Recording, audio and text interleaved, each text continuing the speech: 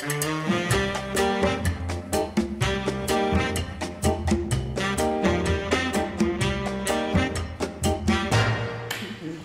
and welcome back to Sticks and Strings. I'm Naomi. I'm Beth. I'm Eve.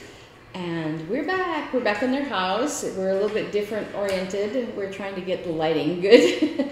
But so while I was cleaning, yeah, the part of my mother was played by me. So this is backstory. My mom would hide Christmas presents, and then mid-year she'd be like, "Oh, I found this. This is supposed to be your Christmas." And so we have you Christmas did that? in July. I don't know even how long I had it. Oh no, it's for this box right here. Okay. It wasn't an Amazon thing. I just put it in there to protect it. Oh my gosh. Ah! It's Is that a cookie jar? It's a cookie jar. Oh my god. Oh yeah, he's wrapped in plastic, so. You know what I'm gonna do? I'm gonna put my special treats that the boys can't eat in here. And it's so cute. You want to know what's really funny about that? I almost bought you a cookie jar at Christmas at your birthday. That's almost the same, a little bigger, but it's so cute. Thank you, Eve. Oh my gosh, that's so cute. Yay, Christmas in July. Here, we'll put him. He's fat, hard to hold on to. Put him right here. Oh, can't see him. Put him here at the edge. Well, thank you, Eve. I also wanted to say welcome to our new subscribers. We're up to 483, yes, which is very exciting. Thank you so much for showing up. And if you're not subscribed, please do. We're going to throw a party when we get to 500. We don't know what yet, but we always come up with something fun. And for those of you who are new, we just sit around, we talk about our fiber crafts, and we talk a lot about just life and silly things and fun stuff going on in our lives. And thanks so much for joining us. And I talk a lot about my painting or lack thereof. Yeah. Get out your crafts and just sit down with us and let's start. Eve starting? Yes, I am. So this was my second WIP-GO call for July, and To All a Good Night by Stitching with the Housewives. It's Santa Claus going over some houses. Speaking of Christmas in July. Speaking of actually, Christmas in July. she put this out in July. Yeah, they put out a whole bunch of. This year, she put out more seed packets, and I want poinsettia seeds. Ooh. I wouldn't mind the mistletoe seeds either. Anyway, well, of course, you got to start now to be done by Christmas, so that makes sense. Yeah. From that picture, though, I never imagined that it's as big as it is. Like, that picture makes me feel like it's a small... It doesn't seem... Yeah. And but it's huge. I have... Do I have this frame? I don't think so. But... or if I do, I used it for something else. But, yeah, it's huge. So,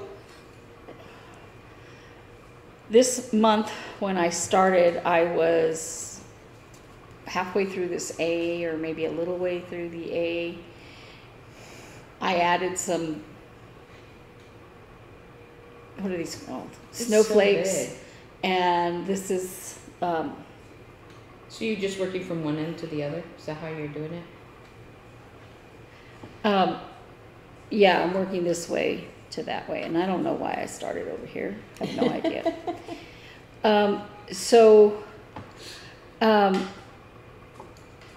This is an L. So I'm about halfway through. Right now, I was going back and putting shiny on my snowflakes. And I have to add the blue centers, which I use acrylic thread for that instead of what's the called for. And I do not use the called for on this. Called for is Classic Colorworks, and 99% of what I'm using is Weeks Dye Works that I went to the attic and I held up the Classic Colorworks to the Weeks Dye Works. I picked Weeks Dye Works first. And that is just my opinion that Weeks Dye Works color changes are faster. Doing these long stretches of, Right. yeah. Yeah. So, and I wanted to use Icicle White. This is a Weeks Dye Works Icicle for the white, and it has a bluish tinge to it. It's really hard to tell, but it does. Mm-hmm. Anyway, that's what I'm working on as I'm sitting here.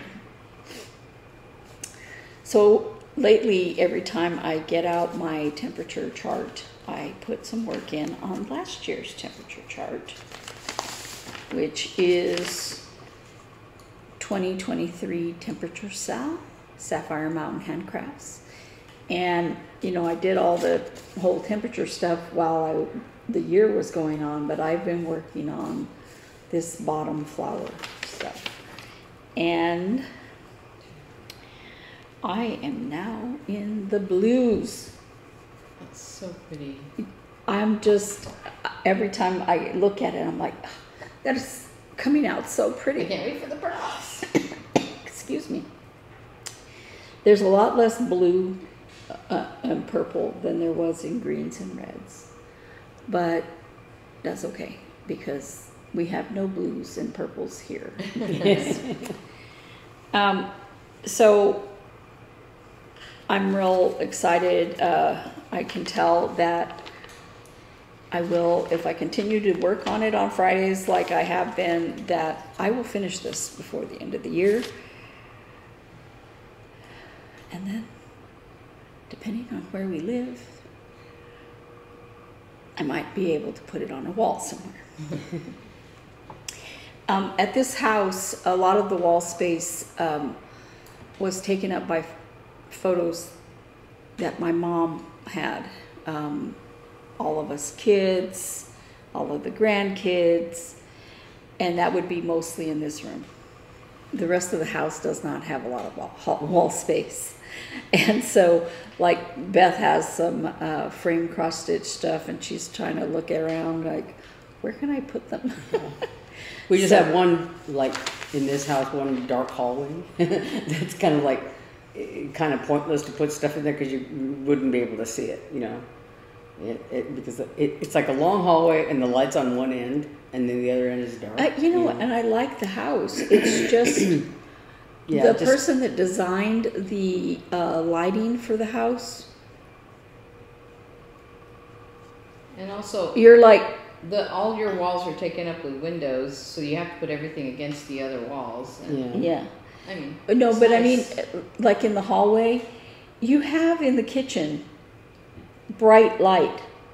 So do you need a hallway light on that end of the hallway? You do not. It should be on the other side of the hallway, which is very dark. Yeah. Anyway, hopefully there will be some wall space and Beth and I can cover it with cross stitch and paintings and drawings and maybe some pictures. Okay. So this year, my temperature chart is Stitchin' Mommy's temperature turtles. I have to say, once I get the turtle done with all the definition lines and everything, I think it's beautiful. But man, it's a lot of work. They look really nice, and I started putting in the definition lines on June's turtle. But it's so dark red that you really can't see it. Yeah. So June's turtle was an astonishing red turtle because it shouldn't have been that hot. It's actually been a little bit cooler in July than I expected it to be. But it is still all red. And these two reds represent between 105 and 115. Most days it's been 109 and 111, but we've had some days that were higher. And I think I had one day, in July, that was over 115 here. That's not to say that it wasn't over 115 somewhere in Phoenix, just where I'm looking at the temperatures. And theoretically, it rained a lot, but you know there wasn't much rain here. There was a microburst that took out a roof of a commercial building in Western Phoenix. They're still looking for a poor worker dude that was in there. Yeah, so. But I was really surprised when I heard about that because I don't remember it raining. I think that particular day. It was really windy that day, but we didn't get any rain. Okay, so that is my temperature totals. I did work a little bit on my cross stitch camp piece for July this week, but I'm like, I don't like this. I may or may not finish it. I might just start over with a different color at some point in my life. But for next month's cross stitch camp, I'm 99.9% sure I'm going to do this. I'm not normally attracted to sampler style antique looking stuff, which is really weird because I love history and I love, you know, going to like museums and looking at, you know, stuff from way back when. But anyway, this was on the counter or near the counter there at the attic, and every time I went I was looking at the display going, I really like that. I really like that. And finally they had the pattern back in. And it is Scattered Seed Samplers, Little Berry Thief, Pin Keep. And this is of a bird who is stealing a berry. I like Scattered Seed. They're really cute. That's adorable. That bunny I had on my bookcase. I was counting and knitting, and I heard you say, I don't usually like, and I thought you said stamper style. And I was like, what is a stamper style? Then I realized you said sampler style. Okay. And it was done on a 36 count off-white linen, and I decided to do it on ivory 18 What's count. That? I wonder if it's my tablet. It's okay. So I turned my phone off, but yeah. So I think that this is, I know it's not as whitish as the berry, this ivory, but I think it'll look nice. So, and I don't want to work on 36 count fabric. So I'm like, I'm not buying that fabric. Now, one of the cross stitch camps last summer called for anything with a bird in it. And I had this, I think it's Cute Patterns by Maria. It's called Robin. It's so cute. So it's a Maria Bravko pattern, Cute Patterns by Maria, and it is called Robin. And he's wearing a scarf. So cute. Oh my god. So adorably cute. Can't stand it. And I thought, it's really nice and small. I'll be able to get it done. No, it's got a bazillion colors in it. And she rates hers like, she rates them as easy, medium, you know, intermediate, hard. I don't know what this was rated, but it should be hard because the scarf, look at that little hat. It's you like know, you can see the stripes and the. Yeah. Oh my gosh. Yeah, so cute. but that's done by using a million colors of red. Yeah. And we're not even talking with the back stitch yet. Yeah. The back stitch, when you look at this on the scarf with the back stitch, look at that, how much back stitching all is. the little fuzzies and see. yeah. Uh-huh. Oh yeah, and the fuzzy on the pom poms. Mm-hmm. Mm-hmm. Oh, wow. So I have But he's so fat and round. He's adorable. He's absolutely He's adorable. worth every back stitch. Whenever I get done, whenever I get done with him, I will be very, very happy with having So worked on him. adorable. Definitely worth it. Apparently, I saw a video on Instagram of an actual bird that's like basically like a ball and you see little face, but it's like the roundest bird ever. And I was like, that needs to be a cross stitch. So bad. Anyway, I love round birds like that. It's so cute. I just, her company is appropriately named. Yeah, exactly.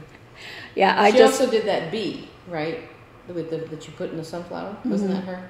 Mm-hmm. And the lemon cat, was that her? Yes. And the whale in the bottle? Yes. Very memorable. Oh my God.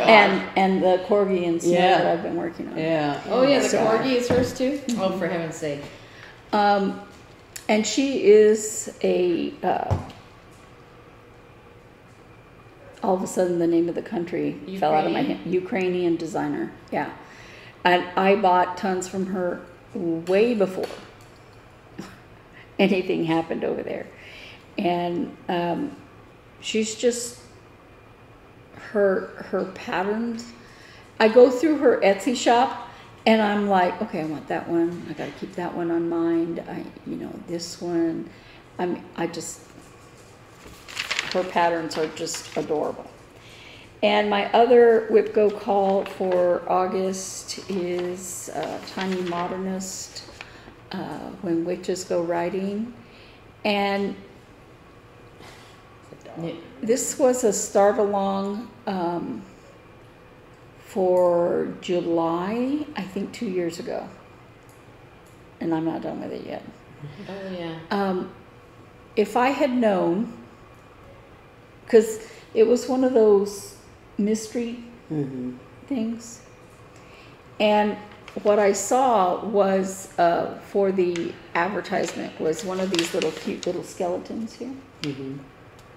Okay, and I said, those are cute. I like that. And I knew how big it was. But you didn't know how big it was. Your mind says it's this big, right? And she But designed. it's really cool. Yeah, she designed some of the stuff after something in Hocus Pocus, which is not for me. And I did the eyeballs on here are done with the green. They're green eyeballs.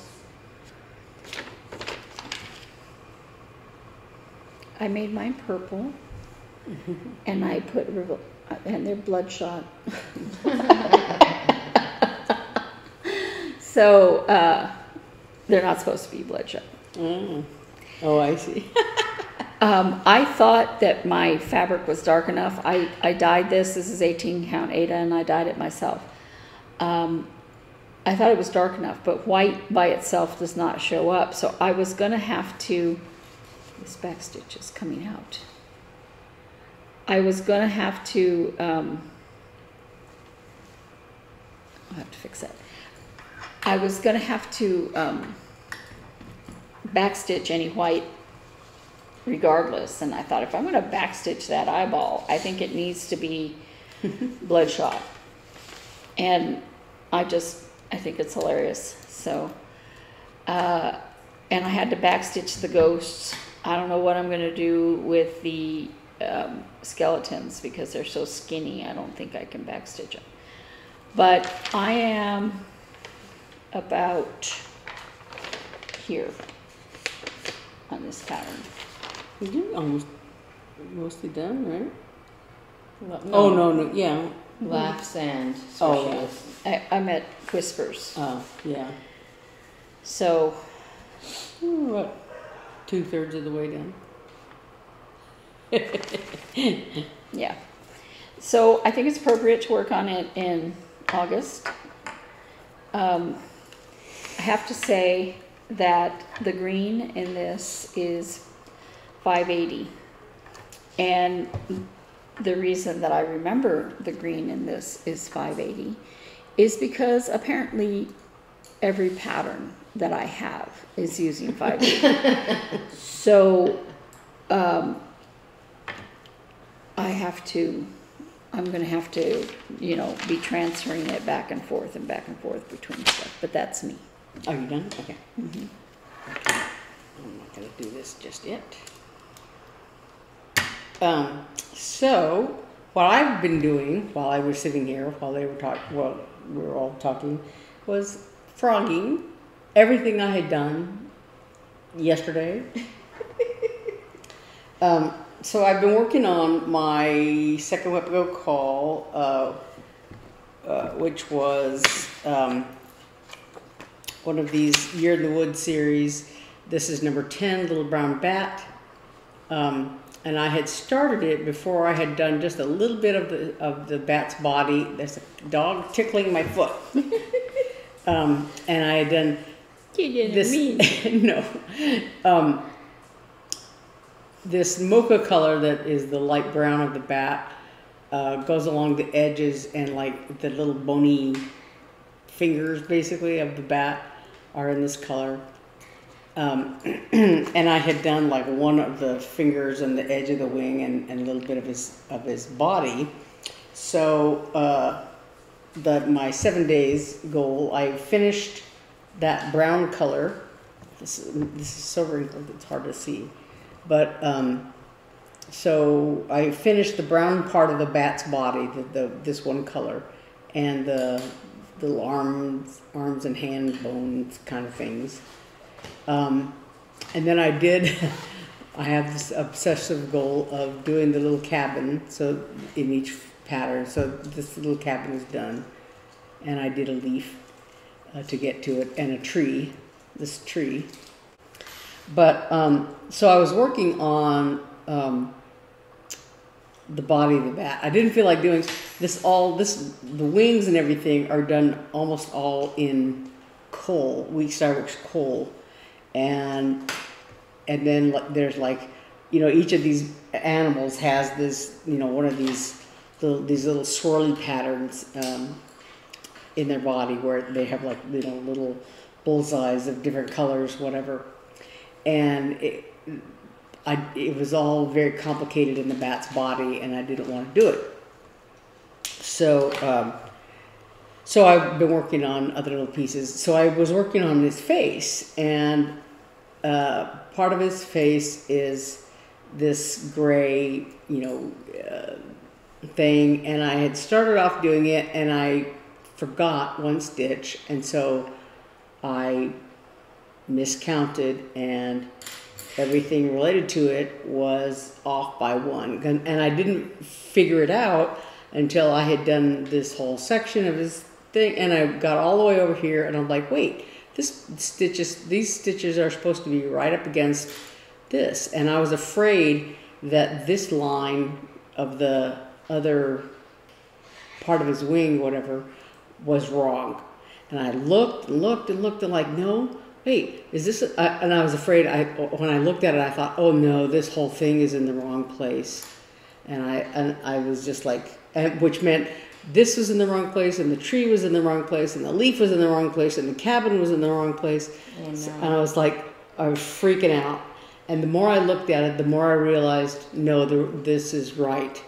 It's the gray part that's wrong. And I finally found the culprit, and it was just like like I said, one stitch that I had left out, and that knocked everything else out. And at first I thought, well, maybe I can fudge it, and I'm like, no, I can't. So I took it all out. That's what I was spending the few minutes this morning doing. So in a minute I'll be putting it back in.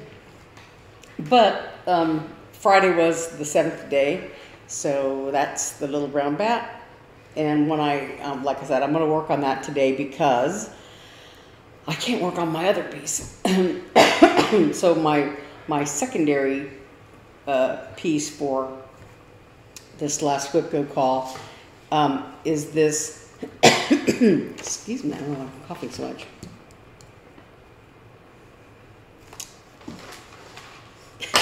Sign language. I have no idea where my scissors are. Is 7 Pines, this little freebie from Diane Williams of Little House Needleworks. I can't remember where I came across this, on their website or wherever or someplace, but it's a little freebie chart from 2013 that I printed off, and it's really hard to see here because it's very very faded kind of looking, but it's 7 pines for some pine trees and a little snowman and some old things. And I had 3 fabrics that I was considering, and I think it was a few weeks ago that I was discussing it with Eve and Naomi and settled on this fabric. The problem is this fabric is very high count, 46 count, and so I would have to stitch. I would stitch it with 1 thread.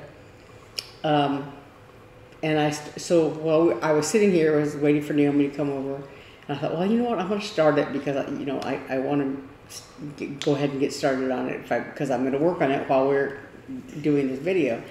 And I realized the light in here is too diffuse, and I don't even know. I put like half of a stitch in, and I don't even know if it's in the right place, if I did it right. Do you want my neck light? Nah, it's okay. So I'm not going to work on it here in this room, but like hopefully at some point I can work on it in my room because I can put the light straight on it and see better.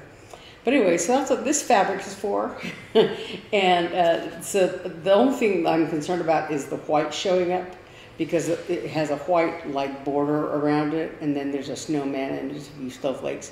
And so if I get started on that border and decide that I can't see it, I might switch to another fabric. So, but this is 46 count Oat Bristol that I got at Hobby Lobby, and I think, like I said, as I was telling Eve, I don't know if they even carry it anymore because their cross stitch area is kind of a little scorched earth at Hobby Lobby these days. So anyway, so that is my secondary WIP-GO piece that I'm going to eventually work on because I have just the last few days of this month to work on that. Anyway, then so now I'm getting into my August plans, and for cross stitch camp for August, the challenge is to do something new to you, and so I've never done a Stacey Nash design. So I'm doing this one, Calling of the Sea, and there's three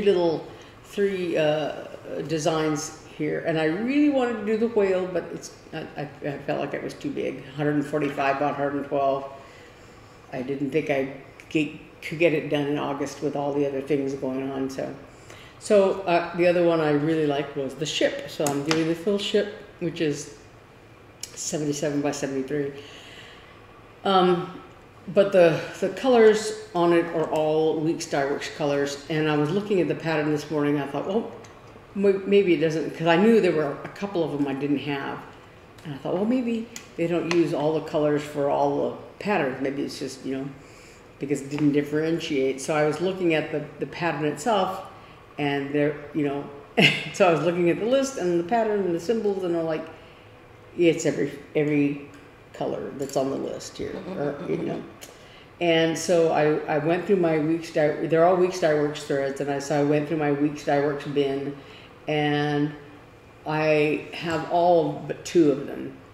So I think one of them I can borrow from Eve, depending on how much of it is used, but the other one I don't have. So What is the other one? Dolphin.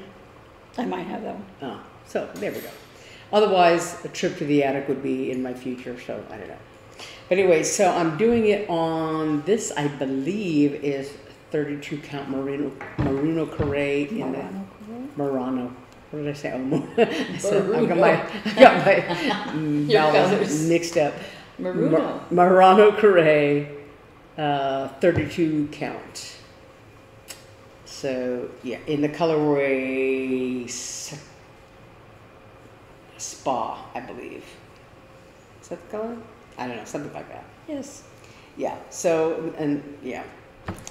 So anyway, that is my August cross stitch camp piece. And so then the numbers for August for WIP-GO are 12 and 15.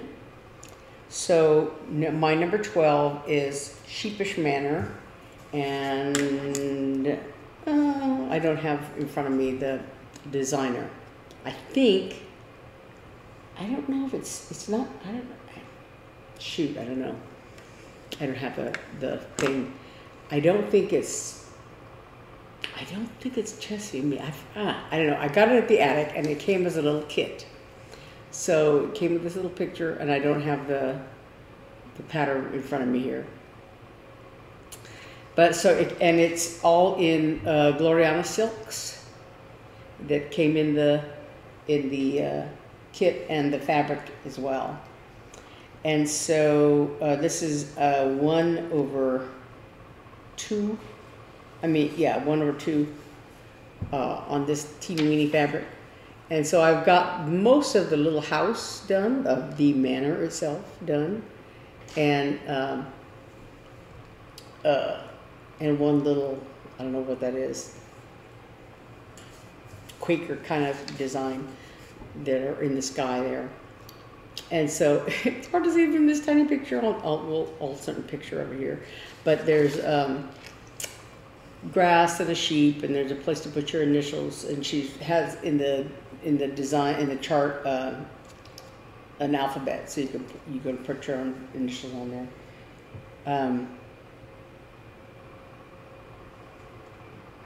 Maybe it is Chessie Me, I don't know. Anyway, I was looking at the initials trying to see if I could remember who it was by the initials. Anyway, so that's my number 12. And my number 15, everything else, I have, the secondary charts for number 12 and number 15, and then the primary chart that I'm doing for number 15. They're all Starry Night patterns. So as you may recall, in May, the Starry Night came up before, and I had the dilemma of, do I restart, because I had started number 1 before, and I had started it on 22 count Hardinger, and I wasn't enjoying it as much because because the thread kept slipping under. I had to fuss around with it a little to make sure that it didn't do that. And so instead of working on number 2, I was going to just start it, and I thought, well, maybe I'll just restart number 1, and I did not. And so I did number 2, the second one. I just numbered them arbitrarily, the way they come up in the book. But I finished it. So I finished this back in May. So my number 15 is to finish the number 1, right? Which was this one, Mary and Joseph and the baby coming into Bethlehem, I guess. And so I think I'm just gonna start over again, because I'm gonna do it on this fabric, which is, I want to say 32 count. It's a linen. But I think I bought it at Joann's. And so it's big enough to put all 7 of the designs on here. So the number 1 design, I'm just going to start over and do it because it's relatively simple. And this is, I want to say 2/2. Yeah, and the color palette is the same. It's just a handful of colors, black and blue and gold basically. And I'm using Etoile for the gold, the stars. Etoile, and in some cases just the regular. I think it's 3820 or something like that. So in this picture, there's a cow and a donkey and a big star. And the star I did in a toile, and I think the bridle on the donkey and this little rope around the cow's neck are done in regular gold, and then the cow's bell I did in étoile, and the baby's little halo thing I did in étoile. So anyway, so I think that redoing the one with Mary and Joseph in Bethlehem, that's going to be my number 15 WIP-GO call, and I think it'll be easy enough to finish it. And then the other two, the secondary calls for 12 and 15, are also Starry Night patterns, and I had just arbitrarily said number 4 and number 7. So I don't know what number 4 is. 1, 2, 3, 4. It's the one, the city of Bethlehem, which is all basically like kind of black work, you know, stitching. Apart from the sky and the stars in it, the city of Bethlehem is mostly all just black work back stitching of the town. And then number 7, 1, 2, 3, 4, 5, 6, 7, would be this one with the shepherd and the sheep down here. And again, it's mostly black. Part of the shepherd's robe is blue, but you know, there's a lot of black, a little bit of white. So, and then the stars in the sky. So, so yeah, it's going to be a Prairie Schooler Starry Night Festival. Hopefully, maybe I'll get all of these done. I don't know. And I think that's me. Good, because I'm in a place where I don't want to start anything right now. So the main thing I've been working on this week, as you can see probably from my picture and from the video, is this mitten. This is the mitten from this book, thank you Vicki, called Mighty Mittens for Knit Picks. It's a Knit Picks book, and it has, it's really cool. It was hard for me to understand at first, but it's like a formula, and you can either use fingering weight yarn or worsted weight, and it has a formula for both, and then it has several different kinds of patterns. It has, you can see the different style patterns here, and then each picture has the fingering weight version and the worsted weight version. So they have like just a plain checkerboard, a fair isle, flowers, horizontal. I'll take a picture of this. Horizontal zigzag, lattice, squares, trees, and a vertical zigzag.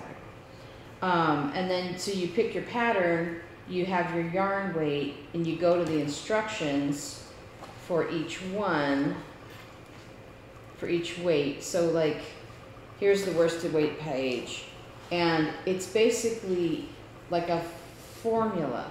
Because then, so you follow, so I copied it so I could write in it, but you follow the directions for the worsted weight yarn and the size you're making, but it has blanks that you fill in, and the answers are all on these charts. So since I was doing the Fair Isle one, it's like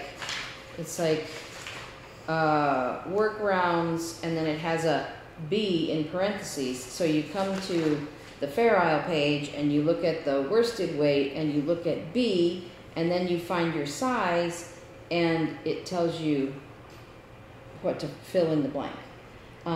So it was like this whole, it's really remarkable. It's really remarkably done, so that you can really kind of make a mitten exactly the way you want it. And so then it has the patterns that you follow.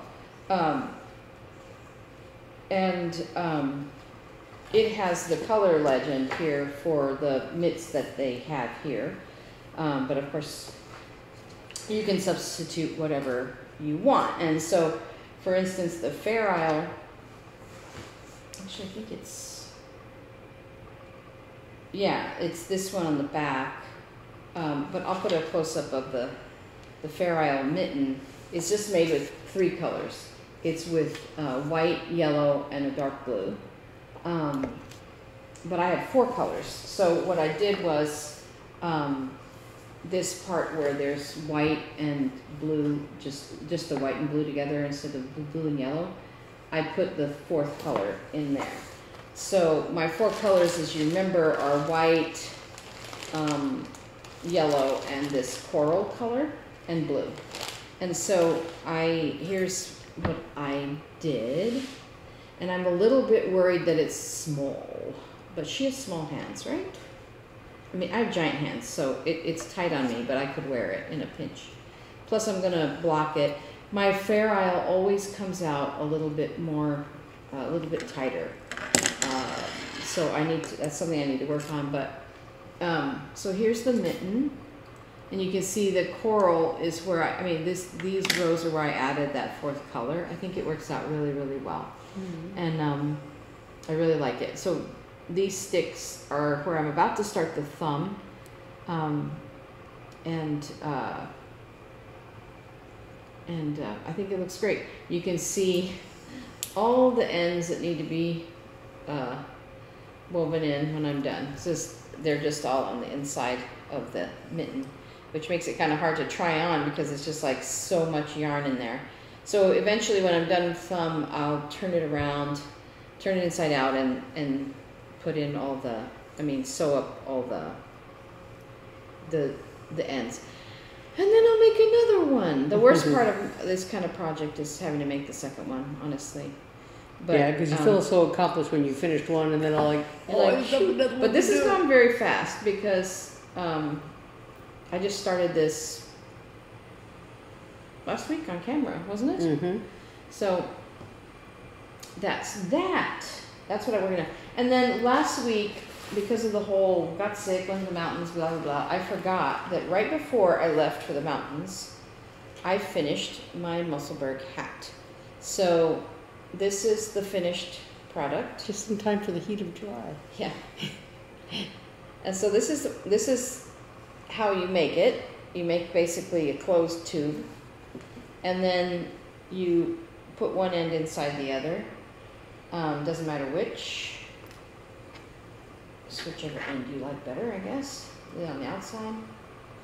And you stuff it inside itself and get it all situated. And then you have a double thick hat. And I probably have a picture of this yarn when it came out. And the reason it's so striped is that I bought it, I think, at Hobby Lobby, back when they used to have real yarn. And it was in the skein wrapped up. One end was completely white and the other was this color. And so because of that, it's basically long stripes. And so it came out striped. And the stripes are thicker here, obviously, because there's less stitches, but then it kind of evens out to the rest of the thing. But anyway, so this is a nice, thick, double thick hat. It fits pretty well. You can even turn it up, around your ears or whatever. And it's a pretty popular pattern. You can make it with any yarn you want. You just start knitting, and then after you get to a certain point, it tells you to measure your gauge, and that tells you how many rows to make, how long to make it. And then, so it's very versatile. It's called Musselburgh hat. It's super popular. I heard about it on a podcast or something, and I was like, what's that about? And the way I am, I was like, I want to knit something new. So it's nice. It'll be certainly, I'm thinking about making one of these for Hanny, of course, because she's in the cold, but this one's fine. And next time I go to the mountains and it's cold up, I will have this hat.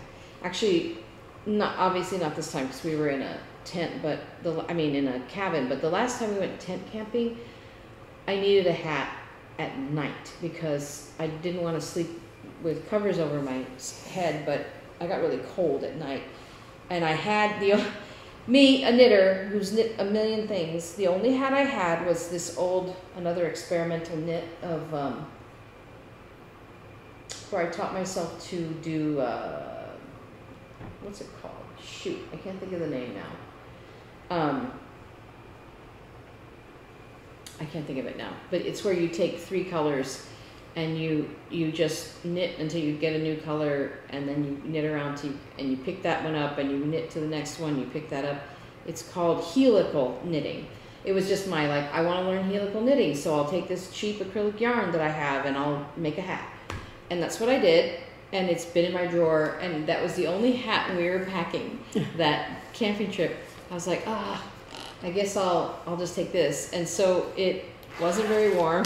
Didn't stay on my head well at night.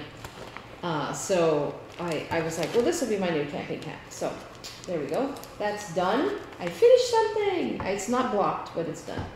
I have not really worked on Hannah's sweater because I just got this wild hair to make this mitten. So, but I do have birthday haul along with Christmas haul. So Rachel gave me these beautiful stitch markers. I'll put a close up. This one is, they're really actually on earrings. It's kind of ingenious. So they could be used with crochet or knit. Like I put one here to mark the beginning of the round when I just put it in the yarn itself. It could also go on the needle, but I put it in the yarn itself because it's a closed latchy kind of stitch marker. But these are really cute. These are sheep, different kinds of sheep, and I really like this gold circle it's on too. And then this is the same thing with little lobster claws. And these are really cute. These are a bunch of cats. So I'll put close-ups of these both. But so that was my birthday from Rachel, which I thought was really great. I love those. And then I got 2 gift cards, and Eve stole one of my presents. Here, give me that. I got a gift card to Michael's and a gift card to Hobby Lobby. So when I went to Michael's, I was like, do I want to start like a whole new craft, or do I want to like get stuff for my craft of things that I always want? So I thought this was really cool. Not really something I need, but I thought it was really cool, and I never buy stuff like this for myself. This is by Westcott. It's a set of like a travel scissors and a rotary cutter. So this has a little latch that you push up, and then it becomes scissors. You can't see them. Anyway, then it becomes scissors, and then to close them, you just pull this down, which I really like, because I like spring-loaded scissors, but I don't like the snips, but I don't like them that I see because I don't see any way to close them, and they're just open with those horrible, like super sharp. These aren't super sharp, but in terms of the points, but I like that I can close it up and throw it in my bag on the airplane or whatever. And then this was with it, and I thought it was cool. It's a tiny little, I don't know if you can even see it on there. It's a little rotary cutter. If you can see it against my hand, I don't know. But it's got a tiny little blade right here, and it just closes up like a pocket knife. But apparently it's like, so you have a thumb rest, and you can put your finger there, and it'll cut paper too. So I thought, it's kind of nice to have something small like this for little areas in fabric, and it's just cool. So that's fun. So I got that at Michael's, and I got this. I used to have one of those skinny metal, those little flat metal. It's a flat metal ruler with a slide, and I would use that to mark my hems. And I lost it. I'm sure it's in Hannah's room somewhere, in my box somewhere, but I could not find it.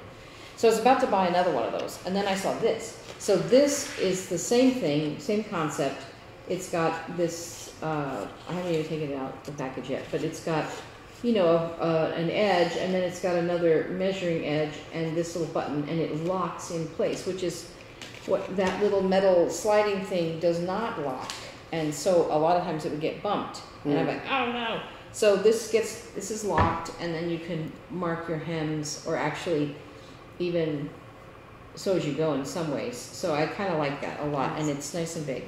So I got that at Michael's, and then I went to Hobby Lobby, and I got this. This is, I used to have one of these, and I ruined it, and so I got rid of it. And then I have been, ever since, looking for a new one. It's a cord maker. It's a hand knitting tool. It's basically just like my sock machine, but it makes a little cord. It's got 4 needles in here, and you can basically, and this is a weight to put on the end of the tail as it's coming out, and read before using, you silly person. So it's to make cording, and it's basically just a knitting machine. And I used to have one, and I don't know, I guess maybe this one didn't come with it, but that one like came with a loom tool, I think, and I had taped it onto it, and then the tape ruined the finish of it, and so I don't think I threw it away, but then I don't know what happened to it. And every time I go, literally, I haven't told a soul this, but every time I go to Joann's, Michael's, Hobby Lobby, whatever, I look for this thing. And it was in a blister pack when I bought it the first time. And when I saw it there yesterday, I was like, no way. So I got it. It's really cheap. It's like $9. But it makes cording, which is really cool. So I got that in the box bake. And so it comes with the little machine and then this weight clip. See how heavy that is? Feel it, how heavy it is. Oh, wow. So that pulls the yarn down as you're knitting it, to keep it from popping off the needles. Because even like my sock machine, you have to have a big fat weight in it. So that's one thing I got, and then the other thing I got at Hobby Lobby, I decided to try my hand at punch needle. So I got myself, I think I have a punch needle in my stuff. You gave it to me. A big punch needle. A big one. Rug. A big one. Yeah. A big one. But when I was cleaning Hannah's room, I was going through all her art stuff, and I found an interchangeable one. But I don't know, I don't have any instructions for it. Anyway, I bought this little one and to go with this kit. It's just a little cactus seam. But I thought, I'm going to try it again. I tried it a long time ago. I don't know. It's like I don't have the mojo for it. But I'm going to learn. I'm going to try. And I thought, that's what birthday money's for. So that was that. And I think that's all I've done. I need to start on this thumb and get this mitten done. But otherwise, that's me. That is me. Okay. So apparently, my new name is Nomeo. I went to Chick-fil-A the other day, and they said, can I have a name for your order? And I said, Naomi. And I always say Naomi, N-A-O-M-I, like that. Or actually, I say Naomi, N-A-O-M-I. I say it like that every single time. She's like, okay, great, blah, blah, blah. So I go up there, and the guy comes out with my stuff, and he goes, okay, I have this for... And even he was like, It's like, Nomeo? And I'm like, well, that's a new one.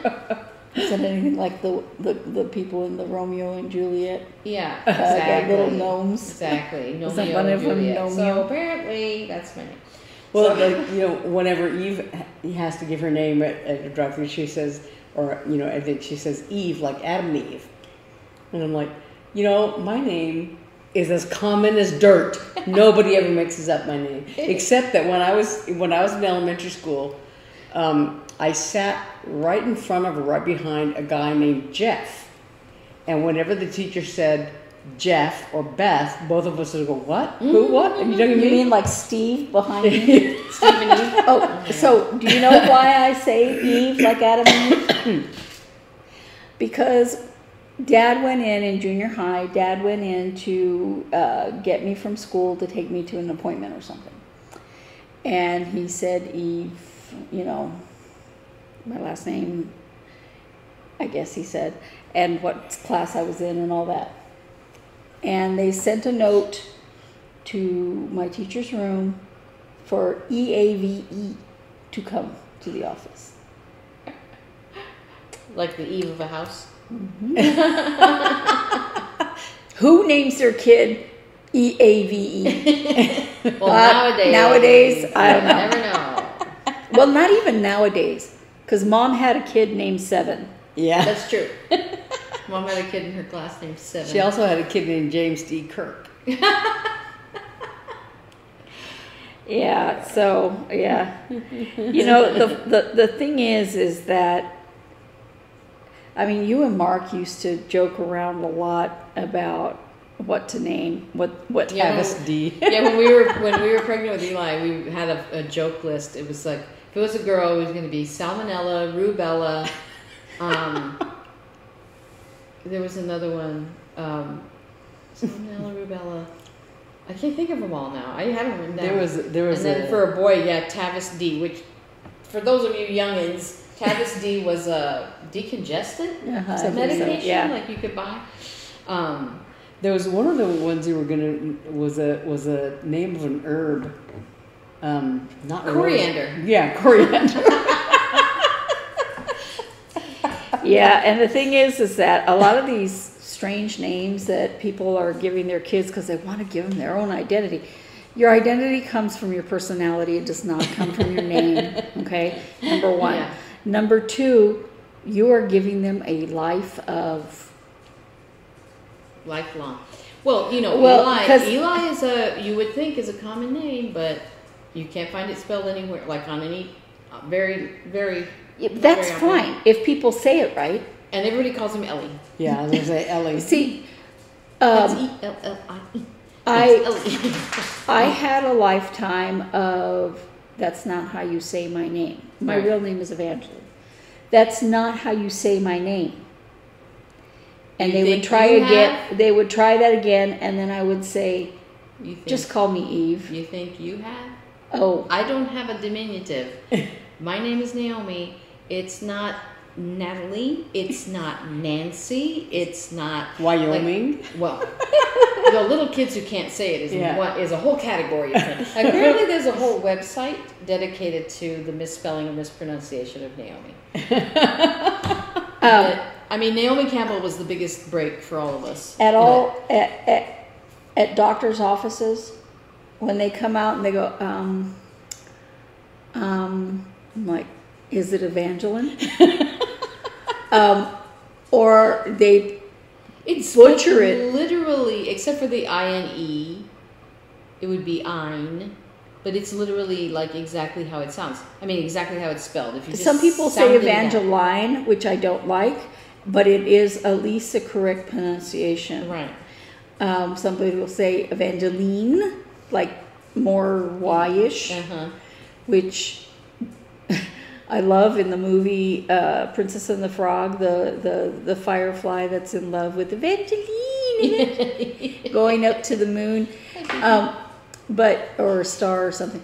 But I hate it when people know my name, they don't ask me what my nickname is, and then try to call me Vanjie. I'm like, no. If you don't want to call me by my whole name, ask me what I want to be called. Right. You know. I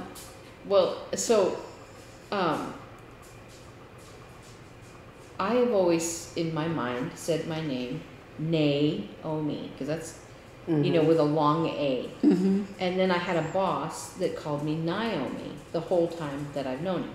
If I called him right now, What's wrong? he would still call me Naomi. And what's the matter? Your dog is sad? Your little sweater. So but I never corrected him. This is my boss, whatever. And he would call me Naomi, and it kind of bugged me. But I'm like, whatever. And so, but I was like, my name is Naomi. People say, which do you prefer, Naomi or Naomi? And I'm like, I don't really care, but I say it myself, Naomi, and that's how it's spelled, And like, you know, my grandma, my dad's mom used to always call me Naomi. Noemi. Noemi, which is completely spelled differently in Spanish and I'll be everything. right back. And you want me to pause? No, it's okay. And it's spelled differently and everything, but she would call me that. But, you know, I usually don't care. But so, then when we were helping Mom and Dad move, we were in the garage, and my own father, that I'd known my whole life, called me Naomi. And I was like, I'm having an identity crisis, because I thought my name was Naomi, and my own father just called me Naomi. What? Well, how did Mom say it? I guess Naomi. I don't know. But you know what? You know what? But that's where the Aunt Eva? Nyoker and all, like, everyone calls me all kinds of weird things. But Aunt Eva insisted that I was named after her and never called me anything other than Eva. Eva. The only I like in what is it? The Wally. Wally. Yeah. Eva. But Eva. My only issue has been, my parents always called me Beth.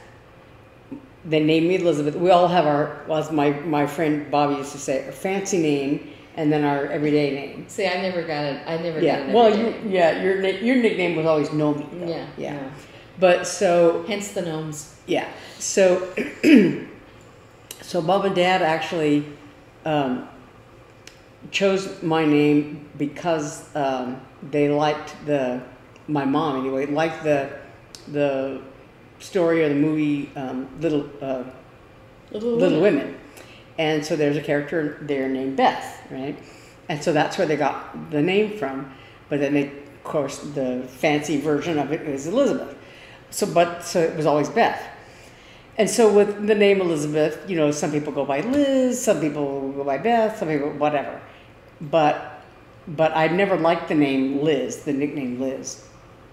So, you know, it was always Beth or Elizabeth, whatever. But one of my teachers in high school called me Lizzie, which I had never occurred to me, but I really liked, kind of, you know. But then, but the name Liz, you know, usually people would not call me that unless I told them what my nickname. Wouldn't call me a nickname unless I told them to call me Beth or whatever. Mm-hmm. But there was a guy when I joined the symphony in Little Rock. One of the trumpet players usually sat, you know, right behind me. He would borrow like my tuner, you know, to check his pitches or whatever.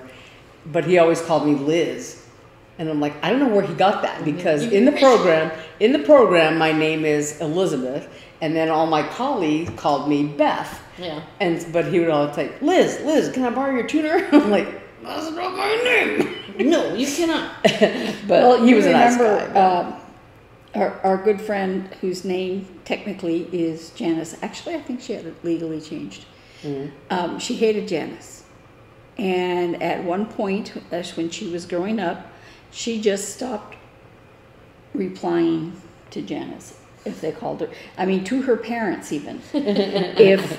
If somebody wanted to talk to her, they would. If they tried to use Janice, she would just ignore them until they said Jan. That's what I should do. So the thing that bothers me is not that you don't know how to pronounce my name or don't know how to spell it, but when I introduce myself, my name's Naomi, and we're talking for a while, or they come back, or you know, there's like another interaction, and they need to say my name, they just pick a random end name from the list of end names in their little brains. I'm like, oh, Nancy. I'm like, Nancy. Nancy doesn't even sound like Naomi. One experience I had was when Natalie is nothing like Naomi. When I first went to Indiana, it's just they don't remember your name. Some end name, I don't know. For graduate school, I went to Indiana University in Bloomington, Indiana, where Bob Pfeiffer lives. But I went to She didn't know her. Yeah, no, I did not. but so I went to church the first Sunday I was there, or whatever. And this little, I found this little church, and so in between Sunday school and the service, there was like a little fellowship time, and so I was there, and I was meeting a few people, and this very nice man who was the pastor of that church, whose name I cannot remember. Fair play. Yeah. I was talking with him, and he said, "Oh, so what's your name?" And I said, "Elizabeth Martinez," right? Or Beth Martinez or something like that. So I said Martinez. And so then like 5 seconds later, somebody walked up and he says, "Oh, so-and-so, I'd like you to meet, Beth Martinez." And I'm like, did I not just say my name? I didn't write it down. He heard me say my name, and he turns around and says Martinez. And I'm like... they say the most important word in the English language is someone's name. Mm-hmm. Because if you get it wrong, well, you make them feel like that. I love how in the Spanish language, they don't ask you what your name is. They ask you, what are you called? Mm-hmm. Because your name may not be what you're called. Right. Mm-hmm. So when I was adopting my son, the adoption agency, I was adopting from foster care, and the adoption agency says they are their first name, so don't change their first name. You can change their middle name, and of course their last name will be changed, but they'll be upset by the change of the first name. Mm-hmm. And I'm not going to tell you what his first name was, because he doesn't even want you to know his first name that he is now.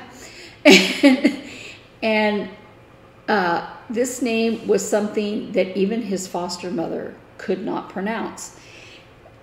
And so she never called him that. She called him something else. And so when I adopted him, I gave him that name that she had called him for 2 years, because in his mind and heart, that's who he was. Right. And I got pushback from the adoption agency, and I said, I know what I'm doing.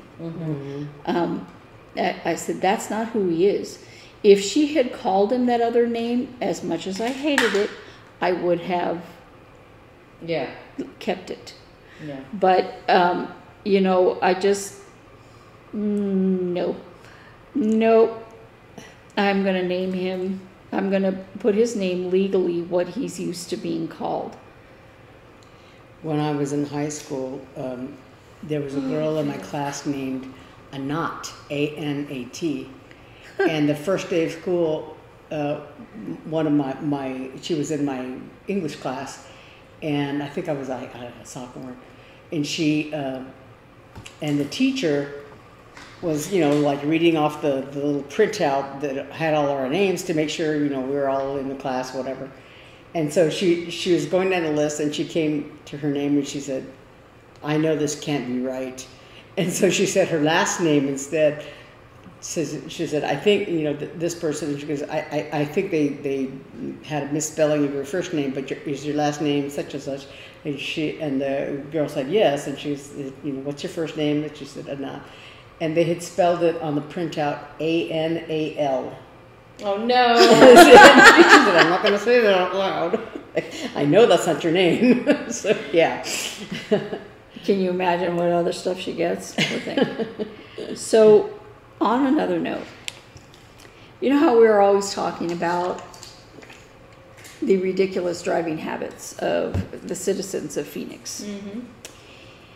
Sometimes, including myself. Sometimes they extend to the grocery store. Oh, no. Beth and I were at Fry's yesterday, and it was restocking day, I guess, because every aisle had somebody with pallets and restocking.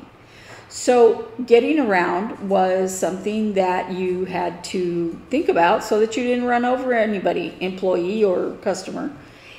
And so I was hesitating to head down a certain way because there was an employee there with a pallet, and he had been on his knees. And there was another man over there about to get on that same aisle. This was a big middle aisle. It wasn't one of the littler ones. And here comes this woman running with her cart, weaving in between us. I'm like, what is so important? If you are that in a hurry, Don't go to the store.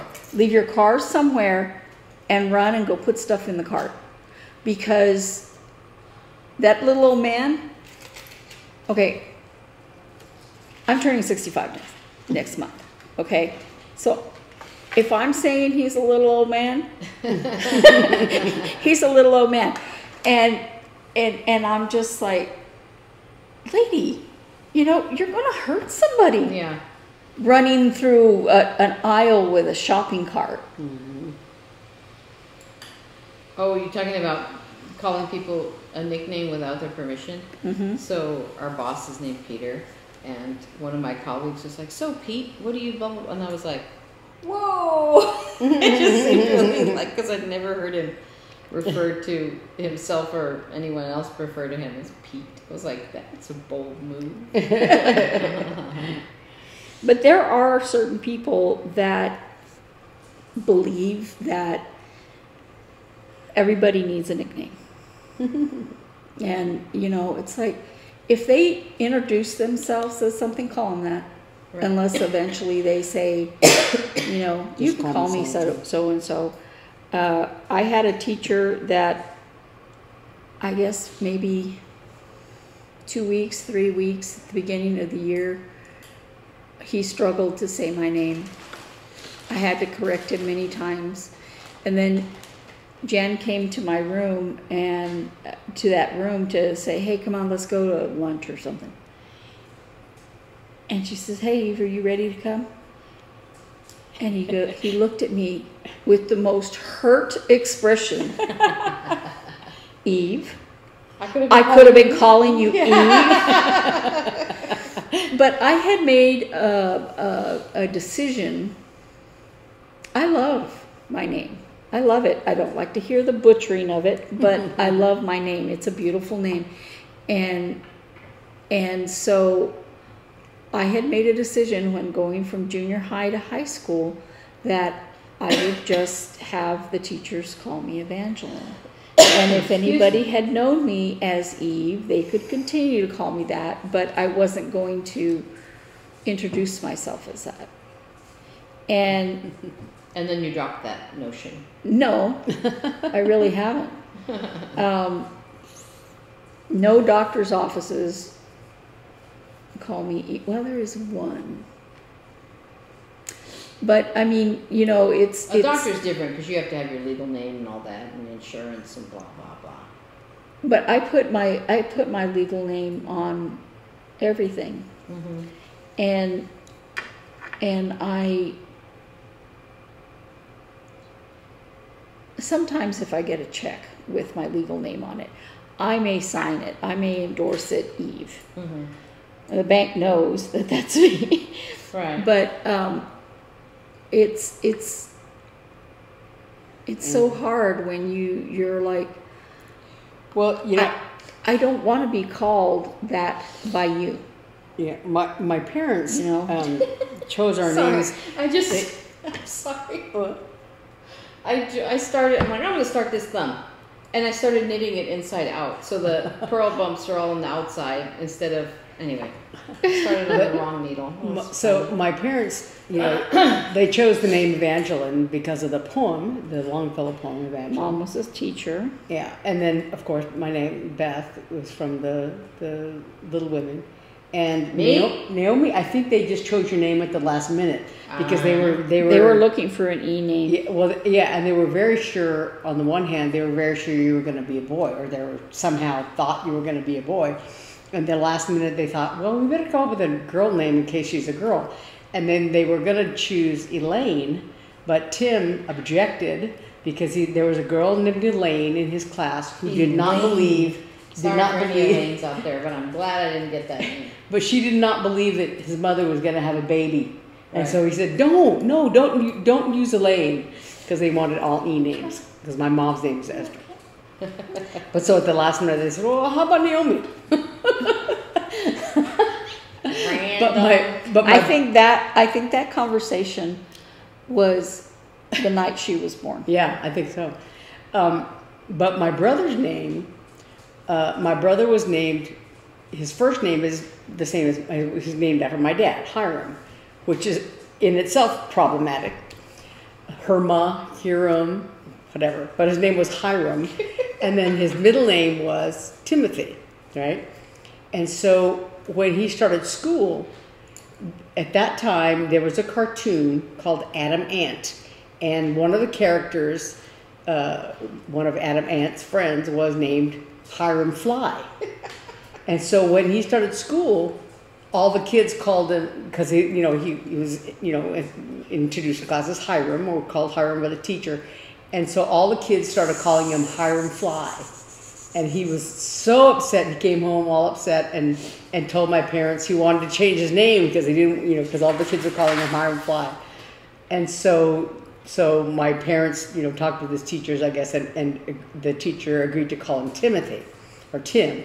So he went by Tim all through school, and by H Tim, is how he was called. And so, well, I think the best nickname you ever got was Little Hiram. I was about to say that. Good in school. So yeah, that was in high school. My brother was in stage band, and one of the guys in stage band, I don't know why, I didn't see him a lot in school because at that school it was so overcrowded that the juniors and seniors met in the morning and the freshmen and sophomores met in the afternoon, and he was 2 years older than me. So he was in the junior senior section and I was in the freshman section. Mm-hmm. And also by then he went by Hiram. Mostly. No, he still went. Yeah. But he was at school, so they called him Hiram. Yeah. So he knew Tim, and it was like at that crossover time because, he was in stage band, so they were in there doodling around or whatever. And so he used to call me Little Hiram all the time.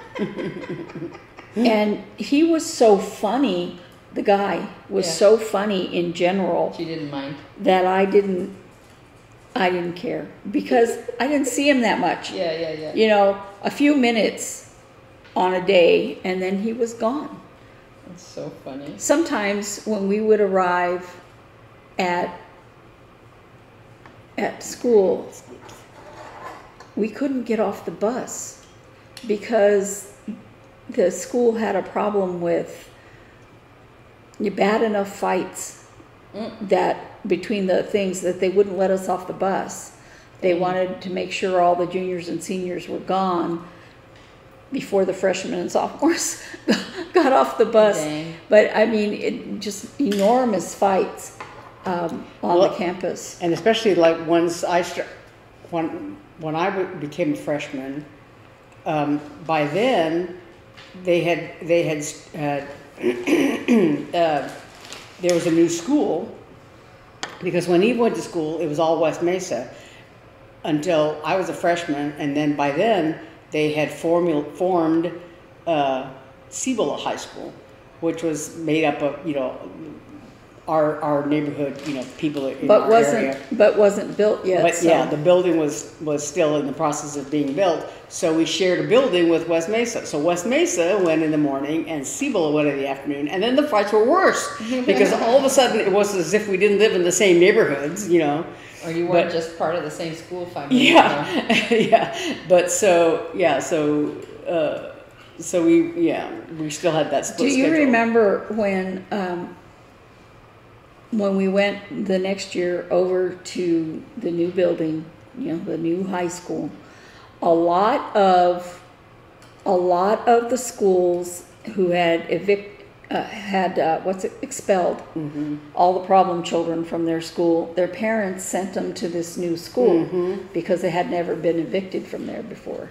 I mean, expelled. Yeah. And so we had those issues, but also the school was not really finished. I remember my science class later on that was a indoor area, but I can remember walking to my science class because it was the doors were on the outside of the building, which would be enclosed in a second phase, yeah. Yeah. And the sand it was out on the mesa, so the sand was piled up on the building, and you're slogging through the sand trying to walk, and the wind is blowing and you're getting sand blasted. It was horrible walking there. What I didn't like was the fact that we were going to school in a hard hat area, because the workers were, working on the building while we were going to classes and everything, and they were all wearing hard hats, and we were all walking bareheaded, underneath the girders or whatever. Jeez. Yeah. Get to school. It was children. lovely, but when I was talking about Tim's name, he was always called Timoteo by The same way our I was Spanish-speaking Noemi. relatives, yeah. And like I was Elizabeth, and and Eve was Evangelina. But anyway, so Tim was often Timoteo, and even my parents would call him that. And so we jokingly would call him Timofeo, because the word feo is Spanish for ugly. So it's Timofeo. I don't remember ever calling him that. Oh yeah. Yeah. I said, I don't remember ever calling That's because him he was that. nice to you. No, he wasn't. He was a typical brother. Anyway, yeah. the oldest, and the only boy. Yeah. But yeah, so, but no, he's very nice. But when we were kids, he wasn't. He called me. We were up at the cabin, and I get a phone call from Tim, and I think it was like Sunday morning, I guess. And I was like, "Is everything okay? What's going on?" And he's like, "We're calling for your birthday." And I'm like, "Oh, that's nice, but my birthday is tomorrow." And it was really funny. Oh gosh. He's like, "Oh, I guess I had it wrong."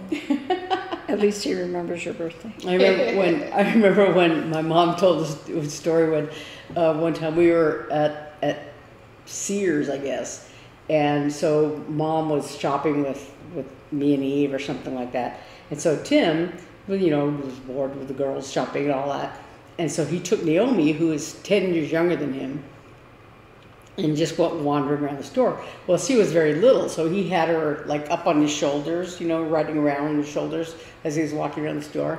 And he was walking by the appliances, sewing machines and stuff like that.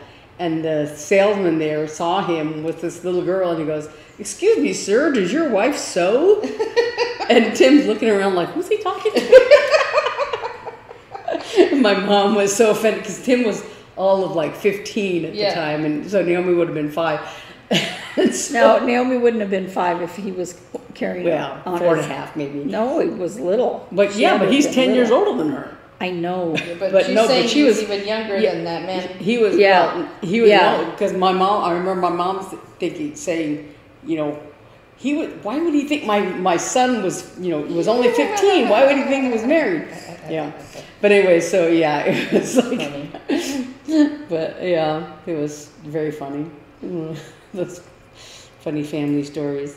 Oh my gosh. I'm gonna guess. So speaking of Christmas in July, it'll be Christmas in August because I'm finally going to take Tim all of his Christmas presents. I was gonna ask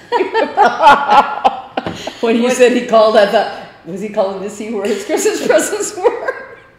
Well, So I called him we could have sometime mailed ago. ours separately. Yes, I called him some time ago and told him, "Oh, I'm going to send you your Christmas presents," and he was laughing. And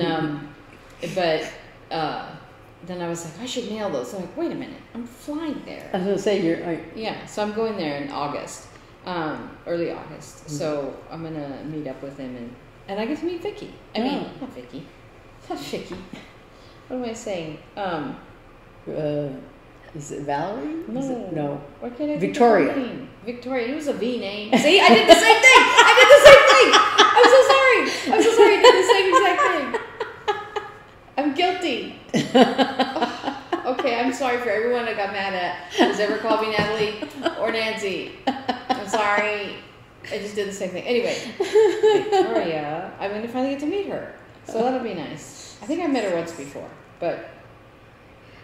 Did you go with us when we went to the Balloon Fiesta to listen to Tim? Yeah. Well, she was there. I know, but I don't remember. I don't remember her. I didn't. Specifically. It was vague. He said, "This is my friend." Right. And I was like, Yeah. Yeah. So anyway, but yeah, I'll get to see her and meet her and give her socks. But yeah, so I'm gonna do that in August. But I guess we should probably go. "Yes." Mm-hmm. I'm going to go to Costco, or as I call it, Costly-Co. I can't believe you can find parking on a weekend there. Oh, no, Eli and I go on the weekend all the time. I know. I kind of like it. But I tried with Beth to go to Sam's on the weekend, and I gave up. There was no parking. No, but I did one of those. So there's this lady I follow on Instagram. She does like freezer meals, and she had you can be a member of her. She's like it's the Family Freezer is her name, and she's got a website, and you can buy a membership. As far as I understand, it's not a yearly. It's like a one-time membership, which I think is cool. But she also offers a lot of freebies, and so I did a class where she does 12 meals that from food you can buy at Costco. So you buy in bulk, and then you make 12 freezer meals. It's like 3, 3, and 3. So you make 3 of the same, 3 of the same, 3 of the same. And it's like turkey and black bean chili, a turkey and vegetable soup, and then a chicken, a red pepper chicken, and then one that's like a honey soy chicken thing. The honey might be a little bit too much for me, but anyway, we'll see. You like shred it, like it's crock pot meals. Sorry. So you freeze it raw, and then you can cook it either in an Instant Pot or in a crock pot. But so I'm gonna try it, and because that'd be nice to have on hand, and Well, especially when you get home late from work.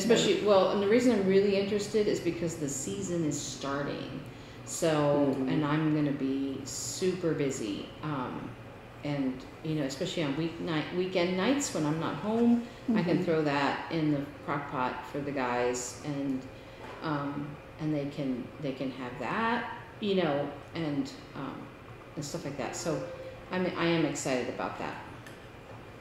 But so I'm gonna go there today, brave the crowds, and everything. So, but we will be back next week when it will be August. Your birthday month. Eli's like, it's almost my birthday month. I'm like, it is still my birthday month. So, excuse me. Hold your horses. But yeah, that'll be good. August. I'm kind of dreading the symphony season. We have and December. And I start working next month. Nice. December in general is going to be on my mare.